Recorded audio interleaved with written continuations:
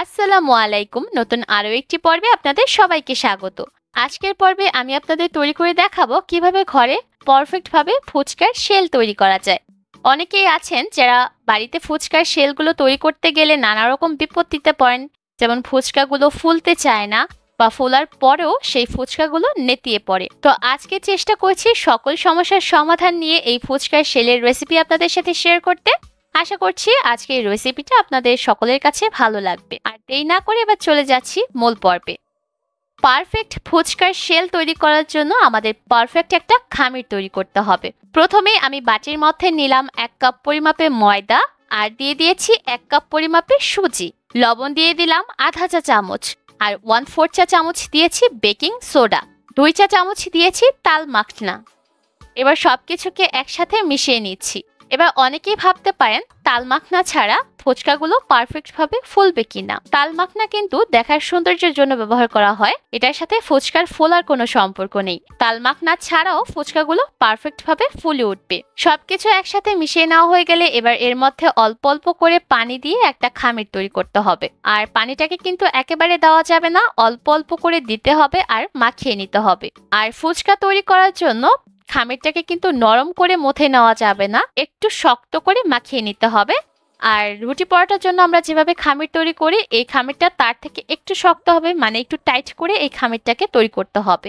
তাই অল্প অল্প করে পানি দিতে হবে আর এভাবে করে মাখিয়ে নিতে হবে। আর ফুচকার খামিরটাকে এভাবে করে একটু টাইট করে তৈরি করার কারণেও কিন্তু ফুচকাগুলো পারফেক্ট ভাবে ফুলে উঠবে।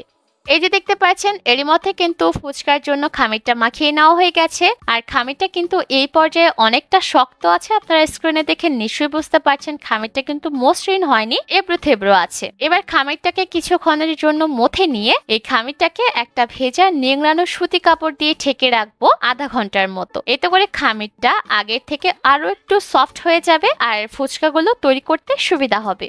আধা ঘন্টা পর আমি খামিরটাকে নিয়ে নিয়েছি আর কাপড়টাকে তুলে নিচ্ছি। এই যে দেখতে পাচ্ছেন খামিরটা কিন্তু আগের থেকে আরো একটু সফট হয়ে গেছে।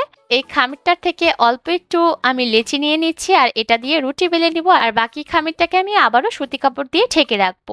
এবার এই লেচিটাকে প্রথমে গোল বলের মতো করে নিয়েছি, তারপর বেলুন দিয়ে বেলে নিচ্ছি। যেহেতু খামিরটাকে একটু টাইট করে তৈরি করেছি তাই এই পর্যায়ে বেলে নেওয়ার জন্য কিন্তু আলাদাভাবে আর ময়দার প্রয়োজন পড়বে না। এভাবে করে বেলে নিলেই দেখবেন রুটিটা খুব সহজে তৈরি করা যাবে। আর একটু পাতলা করে এই রুটিটাকে বেলে নিতে হবে, যতটা পাতলা করা সম্ভব হয়। এভাবে করে একটা পাতলা রুটি বেলে নেওয়া হয়ে গেলে আমি একইভাবে করে আরো একটা পাতলা রুটি বেলে নিব। আর দুইটা পাতলা রুটি একই সাথে জোড়া লাগিয়ে আবারও এটাকে বেলে নিতে হবে। আর এই যে একটা রুটি বেলে নিয়ে এর উপর আরো একটা রুটি দিয়ে দিলাম। এই পদ্ধতিটার কারণে আমরা যখন ফুচকাগুলো ভাজবো তখন প্রতিটা ফুচকাই পারফেক্ট ভাবে ফুলে উঠবে। আর এই পর্যায়ে চেষ্টা করবেন রুটিটাকে একটু পাতলা করে বেলে নিতে। যতটা পাতলা করে এই রুটিটাকে বেলে নিতে পারবেন ফুচকাগুলো ভাজার পর তত বেশি ক্রিস্পি হবে। এরই মধ্যে কিন্তু সম্পূর্ণ রুটিটাই ভালোভাবে পাতলা করে বেলে নেওয়া হয়ে গেছে। আপনারা স্ক্রিনে দেখে নিশ্চয়ই বুঝতে পারছেন আমি কতটা পাতলা করে এই রুটিটাকে বেলে নিয়েছি। এবার একটা ফুচকার কাটার দিয়ে ফুচকাগুলোকে কেটে নিতে হবে। আপনারা চাইলে বড় আকৃতির ফুচকাও কেটে নিতে পারেন, আবার চাইলে ছোট আকৃতির ফুচকাও কাটতে পারেন। আমি একটু ছোট সাইজের রিংয়ের মতো নিয়ে নিয়েছি, এটা দিয়ে ফুচকাগুলোকে কেটে নিচ্ছি। আর ফুচকাগুলোকে আমি কিভাবে কেটে নিচ্ছি আপনারা স্ক্রিনে দেখে নিশ্চয়ই বুঝতে পারছেন। ফুচকাগুলো কাটার সময় একটা বিষয় খেয়াল রাখবেন, প্রতিটা ফুচকাই যাতে সুন্দর গোল হয়, কোনো জায়গা যাতে কেটে না যায়। সম্পূর্ণ ফুচকাই যখন কেটে নেওয়া হয়ে যাবে তখন সাইডের যে ময়দার অবশিষ্ট অংশগুলো আছে সেই অংশটাকে সাবধানে তুলে নিতে হবে। আর এই রুটির অংশটাকে কিন্তু ফেলে দেওয়া যাবে না, এই অংশটাকে আবারও সুতি কাপড় দিয়ে ঢেকে রাখবো। এতে করে পরবর্তীতে আবারও রুটি বেলে নিয়ে ফুচকা তৈরি করা যাবে। এবার কেটে নেওয়া ফুচকাগুলোকে আমি একটা ছড়ানো পাত্রের মধ্যে নিয়ে নিচ্ছি আর ফুচকাগুলোকে সুতি কাপড় দিয়ে ঢেকে রাখবো যাতে করে উপরের অংশ ড্রাই না হয়ে যায়। কোনোভাবে কিন্তু ফুচকাগুলোকে কেটে সাথে সাথে ভাজতে যাবেন না, তাহলে কিন্তু ফুচকাগুলো পারফেক্ট ভাবে ফুলবে না। প্রথমে সবগুলো ফুচকা কেটে তারপর এগুলোকে ভাজতে যাবেন। এতে করে দেখবেন এই ফুচকাগুলো রেস্টে থাকার কারণে ফুচকাগুলো যখন আমরা তেলে ভাজবো তখন প্রতিটা ফুচকাই পারফেক্ট ভাবে ফুলে উঠবে। ফুচকাগুলো ফুলে ওঠার আরো একটা প্রধান শর্ত হচ্ছে যখন ফুচকাগুলোকে তেলে ছাড়বেন তখন কিন্তু তেলটাকে খুব ভালোভাবে গরম করে নিতে হবে, ধোয়া ওঠা গরম যেটাকে বলে। যত গরম করে আপনি তেলটাকে নিতে পারবেন, ফুচকাগুলো দেখবেন তেলে ছাড়ার সাথে সাথেই একদম ফুলে উঠেছে। আর এক ব্যাচে যতগুলো ফুচকা ভাজতে চান সেই ফুচকাগুলো দিয়ে দেওয়া হয়ে গেলে আর ফুচকাগুলো তেলের উপর ভেসে উঠলে চুলার আঁচটাকে মিডিয়াম লো হিটে করে দিতে হবে। কোনোভাবেই চুলার আঁচ একদম বাড়িয়ে রেখে ফুচকাগুলোকে ভাজবেন না, তাহলে ফুচকাগুলো ভেজে নামিয়ে নেওয়ার পরে দেখবেন নেতিয়ে পড়বে। তাই যখন ফুচকাগুলো ফুলে উঠবে তখন চুলার আঁচটাকে কমিয়ে মিডিয়াম লো হিটে করে দিতে হবে। এতে করে ফুচকাগুলো অনেক বেশি মুচমুচে হবে। চুলার আঁচ মিডিয়াম লো হিটে রেখে এই ফুচকাগুলো লালচে বাদামি রং হওয়া পর্যন্ত ভেজে নিতে হবে। আর যখন দেখবেন এর মধ্যে সুন্দর একটা লালচে বাদামি রং চলে এসেছে তখন এই ফুচকাগুলোকে চুলা থেকে নামিয়ে নিচ্ছি। আর ফুচকাগুলোকে নামিয়ে সাথে সাথেই পরবর্তী ব্যাচে ফুচকাগুলোকে দিতে যাবেন না, তাহলে কিন্তু ফুচকাগুলো ফুলবে না। প্রথমে তেলটাকে আবারও ভালোভাবে গরম করে নিতে হবে, তারপর ফুচকাগুলোকে তেলে ছাড়তে হবে। আর দেখে নিশ্চয়ই বুঝতে পারছেন প্রতিটা ফুচকাই তেলে ছাড়ার সাথে সাথেই কিন্তু ফুলে একদম বেলুন হয়ে যাচ্ছে।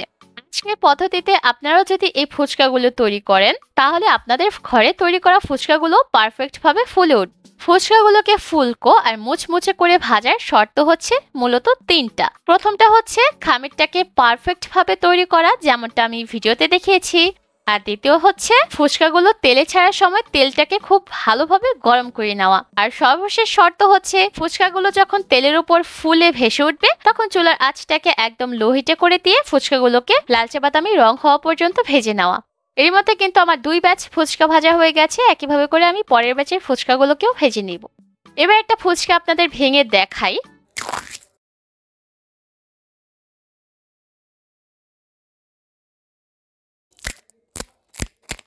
আর দেখে নিশ্চয় বুঝতে পারছেন ফুচকাটা কতটা ক্রিস্পি হয়েছে। আর তৈরি করে নেওয়া এই ফুচকাগুলো এবার একটা কাচের বয়ামে বা একটা এয়ারটাইট কন্টেনারে রেখে আপনারা সংরক্ষণ করতে পারবেন কমপক্ষে 15 থেকে 20 দিনের মতো। আশা করছি আজকের এই সহজ ফুচকার রেসিপি আপনাদের কাছে ভালো লেগেছে। আজকের মতো এখানে বিদায় নিচ্ছি। সবাই অনেক ভালো থাকবেন। আল্লাহ হাফেজ।